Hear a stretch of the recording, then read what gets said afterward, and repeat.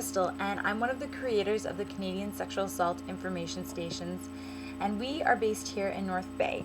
Thus, for this presentation, we've partnered with Amelia Rising, which is a sexual assault center here in North Bay. Both Megan and Brenda work for Amelia Rising, and they have so much information and so many resources. I hope you learned something from them and just enjoy this presentation. Thanks for watching.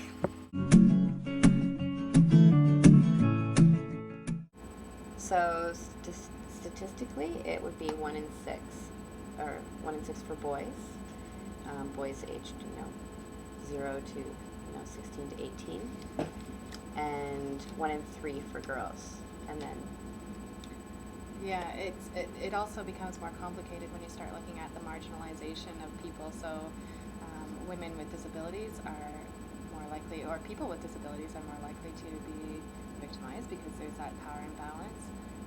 It's also there really evident in the First Nations population because there's still that marginalization going on there, and it's really it varies all throughout different populations when you look at it, but it's always quite pervasive.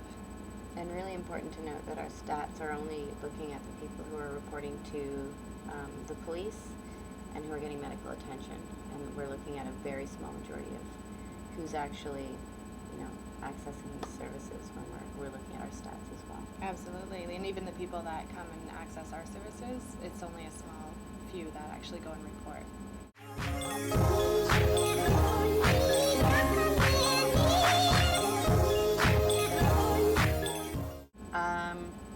I'm not sure about the absolute most common, but one of the misconceptions about sexual assault is that it would be that the perpetrator would be a stranger. So most often, and in the majority of cases, the perpetrator or abuser would be someone that you know, either a friend or someone who you have direct contact with, and would be in a position of at least somewhat a trusting relationship. Mm-hmm. And also that it's that age group of younger women between 16 to 25 or something like that. But then that still, we need to look at the men that are being sexually assaulted. We need to look at, what was it you were saying earlier, like from age, from 18 months to 94 years, like you're never going to be, not. That's really bad. We shouldn't say that. You're never not going to be assaulted, but like that doesn't protect you. There's no protective factors that, The risk for sexual abuse is there for everyone from the ages of 0 to 101. Mm-hmm. And then predominantly for boys it happens at a younger age, but that's there's always exceptions to that rule as well. Any other major misconceptions that think of for sexual assault? Misconceptions that a woman would show bruising or show visual effects from an abuse. Oftentimes women are we're already at a disadvantage in that we're smaller creatures by just by nature, and so fighting back isn't always the safest response to a sexual assault. It can often put us in more harm's way, and so generally when something would happen like that, it's not uncommon to keep yourself as safe as possible, and so staying still or not responding at all is also very common, and would not show any bruising or outside bruising.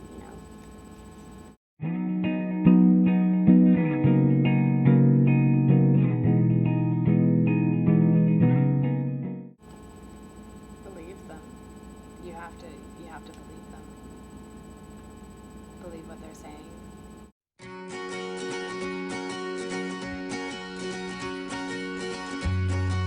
Girl, I say.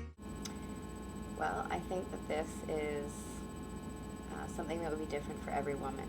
Every woman's going to internalize and react to what happens to her in very different ways. But I think normal responses could be anywhere from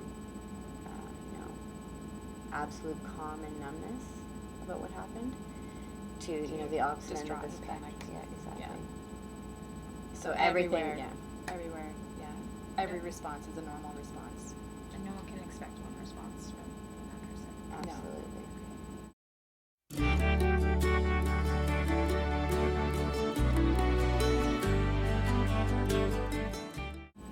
Personally, I believe in the power of groups. I think it's so important for so many people carry a lot of shame when this happened, and that really is a shame-busting experience, and it's so powerful. And it's interesting because a lot of women that come here, they might not want to go into a group, maybe because of the shame or whatever issue, but really once they're in it, they just it's so powerful and moving.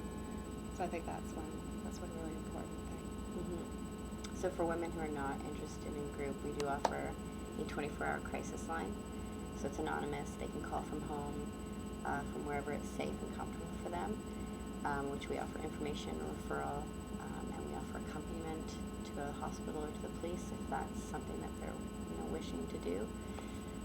And then we offer individual counseling as well for women who are maybe not quite ready for a group, but are willing to start that process for themselves, which would be one-on-one. And then we also offer support visits. So, an intake isn't necessary. They can just walk in the front door, and if they need to talk to someone, we're here to talk to them when they need it. And you guys also just started offering telephone counseling for men as well? Absolutely. The 24-hour crisis line is a support service that is open to men as well. Absolutely. And if I can also add that really what stands out for Amelia Rising and the whole social fabric in our community is that we are a feminist organization. So we do recognize those power imbalances that still exist between men and women, and how sexual violence is the direct expression of that power imbalance. And so that really informs our practice here, and it really sets us apart, and it's really been shown time and time again to be absolutely crucial in healing from this experience as well. I never understood before. Yeah, prevention is a tricky one because it's assuming that the responsibility to keep ourselves safe is on the victim, and that's something that we feel very strongly against.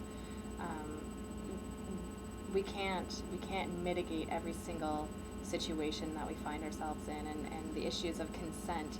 That just because you invite a guy into your room, and it doesn't mean that you're inviting everything that he might do.